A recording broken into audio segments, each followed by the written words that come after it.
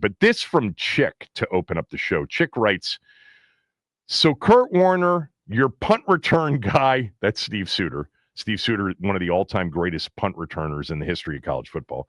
Yada, yada, yada. Where do we go from here? As you always say, Sheehan, enough about blame. What are the solutions, please?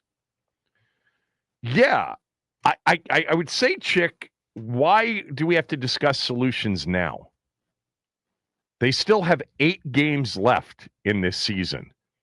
No, I'm not about to give you the playoff scenarios, although I will just mention that if you kind of take a look at the standings, the NFC's number 7 seed right now, the Detroit Lions at 5-3. If somehow Washington pulled off a stunner on Sunday, it would put Washington in an interesting spot in the wild card chase. No, I think let's get the win first. By the way, right now, Washington would be the biggest anti-public play of the entire football weekend. The entire weekend. There is more public wagers and more public money on Detroit right now than any team on the college or NFL board. And by the way, the lines come down. It is now 8 in a few spots. I even saw a 7.5 from where it was the other day at 9.5. Yeah, that's like the meshing of the two things that two of the three things that are most important for me in the smell test.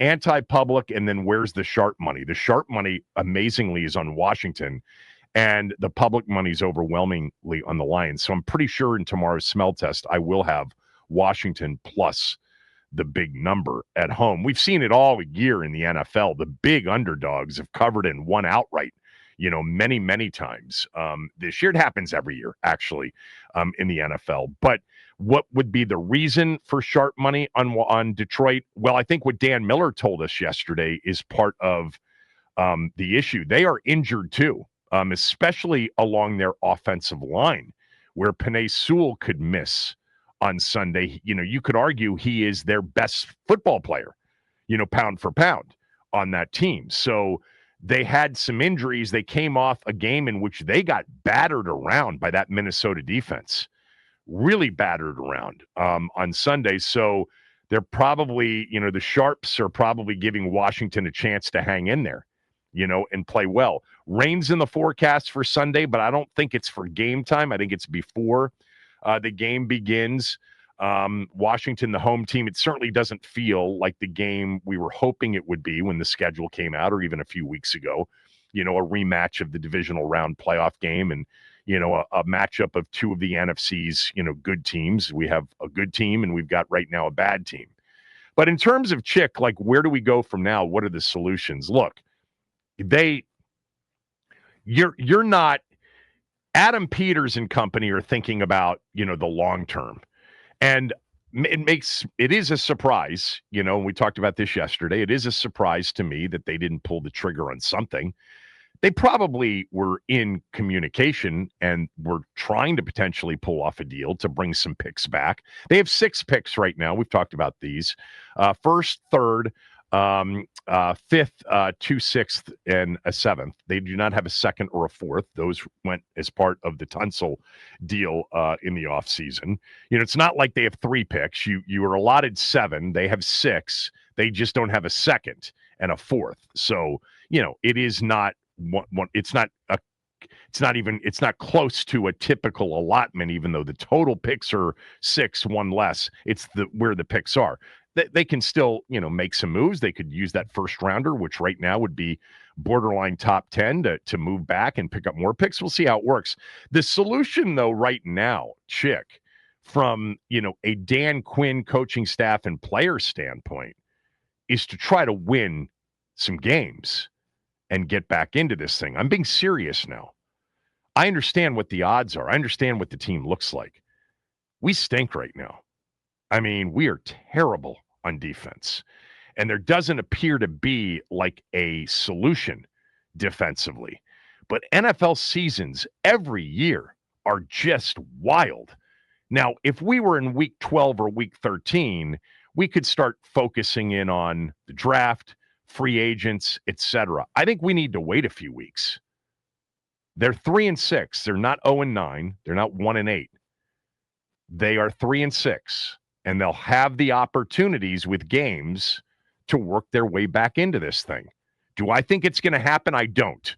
Let me just be clear on that. I'm talking from their standpoint. The coaches aren't coming up with solutions for next year. The players aren't thinking that.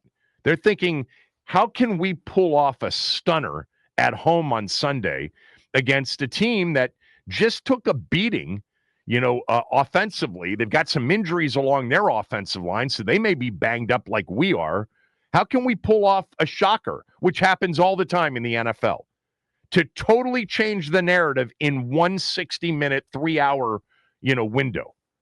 Because if they pulled it off, and they won a 21-20 game, and Monday morning they're 4-6 going to Madrid to face the Dolphins, off of some news that may come later today that Jaden could be back in a couple of weeks, in a month or so, and only miss 3 games, because we got the bye week coming up. I mean, our fan base isn't any different than a lot of other fan bases. I think it's just been more of a recent phenomena. That recency bias is what it is. Like, what you saw Sunday is what it is. We've lived in this world for a few years now, especially on social media. The declarations after one game are just amazing to me. I mean, it just doesn't, it doesn't usually work out. If you're going to declare things about an NFL team or an NFL season, before the halfway mark, you're pretty much guaranteed to be wrong because of how quickly things change. Again, I want to be clear. The solutions we can talk about, Chick, down the road. What do they need? They need everything, man. They need, most importantly, let me just tell you, they need to find themselves an absolute A player on defense, a player that needs to be game planned for. Maybe not next year, maybe not in 2027, but by the time we get to 2028 in year 3, that player is a monster. They've got to find that defensive stud. All right. And then offensively, they've got to find a true elite playmaker at the wide receiver position, in my opinion, in the offseason. They invested in their offensive line this past offseason. Hopefully the maturation of a Coleman and a Connerly Jr. starts to take place, and they're not wrong on those players. Look, ultimately, it looks like Chris Paul's going to be a hell of a player. That's a find from this year. It's not like you got to go out and find and search for a guard, because Allegretti's too old. You have maybe the answer at guard. You've got your interior offensive line, Biotish, Cosme, and Paul, and you should have Tunsil and Connerly locked down going into next year. You got to give Jaden some weapons. You need Terry back next year, healthy, right from the jump after a full camp. But I think you need a fear-inducing defensive player, and in addition to your quarterback, another fear-inducing offensive player. I think that certainly would help. Obviously, there's a lot more, right? They need so much on defense, so much. I think they got Kinlaw right, but they're going to move on from Payne. There's no doubt in my mind they're going to move on from Payne. So they're going to need another interior answer. They're going to need edge answers. I mean, Armstrong is a guy that I'm sure they'll want to bring back. He is a keeper, I think. Wise at this point after the seriousness of his injury? Probably not, right? 1-year deal? Probably not. So they got ends. They've got, corners. They've got a lot on defense. But really, they've got to come up with some A players on offense and defense, because right now they've got one, I think maybe 2 A players on the team, 3 when he's healthy, right? Jaden, Tunsil, and Terry, right? In terms of true A players. But Terry's not the fear-inducing receiver. Sorry, I know that triggers so many of you. He's just not. You don't game plan for Terry. You game plan for Jackson Smith and Najigba.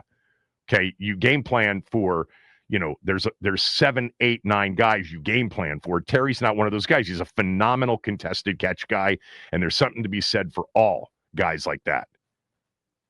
But in terms of the immediate, solution, Chick, beat Detroit. That's so cliche. I get it. But imagine if they could pull it off Sunday, where the conversation would be on Monday. That you got to wait through these things. These NFL seasons are just, they're so dynamic. They're ever changing. They're ever evolving. I don't think this team, because of its defense, has a chance to get back into it and win 10 games. I don't think that that's possible. I don't think they can win 7 of their final 8 to go 10-7 and have a backdoor shot. I don't. I think the defense is just so wrecked and so bad, and that's where a lot of the offseason focus will be. But crazier things have happened. I mean, the Carolina Panthers right now are 5-4. The Indianapolis Colts are 7-2. The Panthers lost last week to Buffalo 40-9 and then just beat the Packers at Lambeau. Yeah, they've got better, defensive players. No doubt. They've got better defensive players.